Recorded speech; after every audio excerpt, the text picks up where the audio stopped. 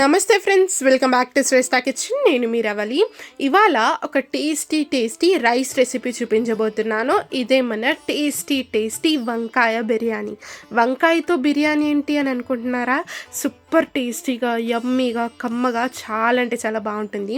మన తెలుగు వారికి వంకాయ కర్రీ అంటే ఎంత ఇష్టమో మనకందరికీ తెలిసిందే. అందరికీ కూడా చాలా ఫేవరెట్, చాలా ఇష్టంగా తింటూ ఉంటారు కదా.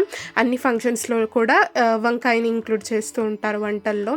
సో ఈ వంకాయతోని మనం ఇవాళ బిర్యానీ చేసుకోబోతున్నాం. చాలా అంటే చాలా టేస్టీగా, సూపర్గా ఉంటుంది. సో ముందుగా నేను ఇక్కడ ఒక కుక్కర్ తీసేసుకున్నాను. స్టవ్ మీద పెట్టేసుకొని మంటను మీడియం ఫ్లేమ్లో పెట్టేసుకొని కొంచెం ఆయిల్లో ముందుగా మనము వంకాయల్ని మంచిగా వేయించుకొని తీసుకుందాము. నేను ఇక్కడ ఒక 1/2 kg అంత వంకాయల్ని తీసుకున్నాను. ఇలా మీడియం సైజులో ఉండే వంకాయల్ని తీసుకుంటే మంచిగా ఉంటుంది బిర్యానీలోకి. సో ఇలా వంకాయలు కాస్త ఒక 30 to 40% వరకు మగ్గేంత వరకు ఇలా బాగా మగ్గించుకొని వీటిని సపరేట్గా ఒక ప్లేట్లోకి తీసుకొని పెట్టేసుకుందాం. మరీ వంకాయల్ని ఎక్కువగా మగ్గించుకుంటే అవన్నీ కూడా విడిగా అయిపోతుందండి. సో మనం కుక్కర్లో చేసుకుంటున్నాం కాబట్టి ఈ విధంగా వచ్చేంత వరకు మంచిగా వేయించుకుని పక్కన పెట్టేసుకుందాం. ఇప్పుడు మిగతా ప్రాసెస్ చూపిస్తాను. ఇదే కుక్కర్లోకి ఒక 2 స్పూన్ల ఆయిల్ వేసుకున్నాను. అలాగే ఒక 2 స్పూన్స్ నెయ్యి కూడా వేసుకున్నాను మంచి ఫ్లేవర్ కోసం. ఆ తర్వాత ఇలా బిర్యానీ మసాలా ఉంటుంది కదా, హోల్ గరం మసాలా, అవన్నీ కూడా ఇందులోకి వేసేసుకున్నాను. ఇలాచీ, లవంగా, దాల్చిన చెక్క, బిర్యానీ ఆకు, 1 స్పూన్ జీలకర్ర కూడా వేసుకున్నాను. ఇలా ఇవన్నీ కూడా మంచిగా వేగుతున్నప్పుడు చూసారు కదా, నేను ఇక్కడ టొమాటోస్, ఆనియన్స్ అన్ని కూడా కట్ చేసి పెట్టేసుకున్నాను. ఇందులోకి ఒక 2 మీడియం సైజ్ ఆనియన్స్ని ఇలా రఫ్గా చిన్నగా చాప్ చేసుకొని ఇందులోకి వేసేసుకోవాలి. ఇలా ఆనియన్స్ వేసుకున్నాక మంచిగా అది గోల్డెన్ బ్రౌన్ కలర్లోకి వచ్చేంత వరకు బాగా మగ్గించుకోవాలి. ఆ తర్వాత ఇక్కడ నేను ఒక 4 పచ్చిమిర్చి చీలికల్ని వేస్తున్నాను. మంచి స్పైస్ వస్తుంది, ఫ్లేవర్ కూడా వస్తుంది. ఇలా మంచిగా ఆనియన్స్ని, పచ్చిమిర్చిని బాగా వేయించుకుందాం. సో ఇక్కడ చూడండి, ఆనియన్స్ ఈ విధంగా సాఫ్ట్గా మగ్గేంత వరకు మంచిగా మగ్గాక ఇందులోకి ఒక 1.5 స్పూన్ అంతా అల్లం వెల్లుల్లి పేస్ట్ వేస్తున్నాను నేను ఇక్కడ. ఇలా అల్లం వెల్లుల్లి పేస్ట్ అంతా కూడా బాగా ఒకసారి కలిపేసుకుందాం. ఇందులోని పచ్చిదనం అంతా కూడా పోయేంత వరకు మంచిగా దీన్ని కుక్ చేసుకోవాలి. ఆ తర్వాత నేను ఇక్కడ ఒక 4-5 మీడియం సైజు టమాటాలని నేను ఇక్కడ తీసుకున్నాను. ఒక 5 ఇలా మంచిగా రఫ్గా చాప్ చేసేసుకొని ఇందులోకి వేసుకున్నాను. మీ నుంచి కొంచెం ఉప్పు కూడా వేసాను, ఈజీగా మగ్గిపోతాయని టమాటాలు.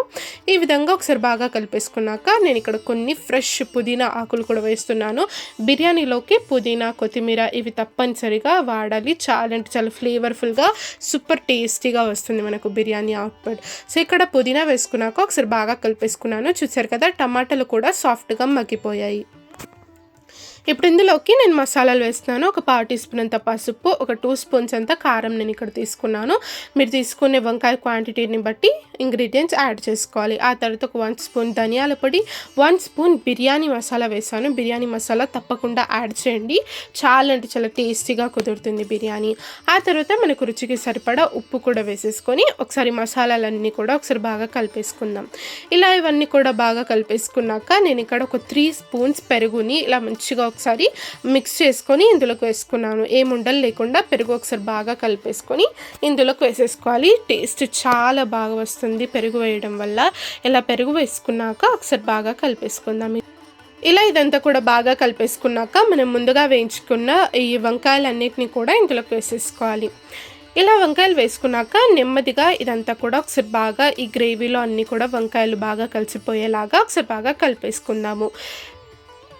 ఇలా వంకాయలన్నీ బాగా కలుపుకున్నాక ఇందులోకి నేను వాటర్ యాడ్ చేస్తున్నాను. నేను ఇక్కడ బాస్మతి రైస్ ఒక 2 గ్లాసెస్ తీసుకున్నాను.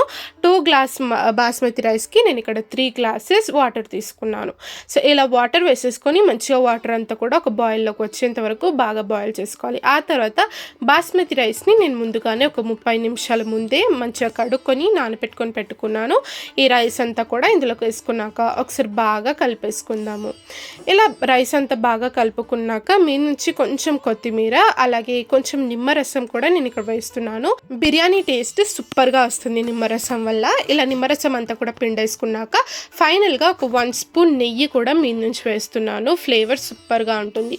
ఇలా నేను కుక్కర్ లిడ్ క్లోజ్ చేసేసి ఒక 2-3 విజిల్స్ వచ్చేంత వరకు మంచిగా దీన్ని కుక్ చేసుకున్నాను.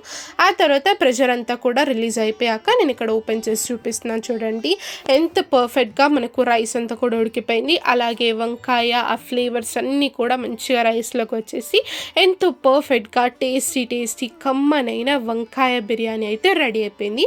నేను ఇక్కడ ప్లేట్లో సర్వ్ చేసి చూపిస్తున్నాను చూడండి, ఎంత టేస్టీగా కనిపిస్తుందో అసలు చూస్తుంటేనే నోట్లో నీరేరిపోతుంది కదా. సో ఎప్పుడు చికెన్ బిర్యానీ, ఎగ్ బిర్యానీ ఇలాంటివి కాకుండా వెజ్లో వంకాయతో బిర్యానీ ట్రై చేయండి, సూపర్గా కుదురుతుంది. చాలా అంటే చాలా టేస్టీగా కమ్మగా ఉంటుంది. పిల్లలు పెద్దలు అందరికీ కూడా ఇది ఫేవరెట్ అయిపోతుంది. సో ఈ వంకాయ బిర్యానీ మీకు నచ్చితే తప్పకుండా వీడియోని లైక్ చేయండి, షేర్ చేయండి. మన ఛానల్ని సబ్స్క్రైబ్ చేసుకొని వారు తప్పకుండా సబ్స్క్రైబ్ కూడా చేసుకోండి. Thank you.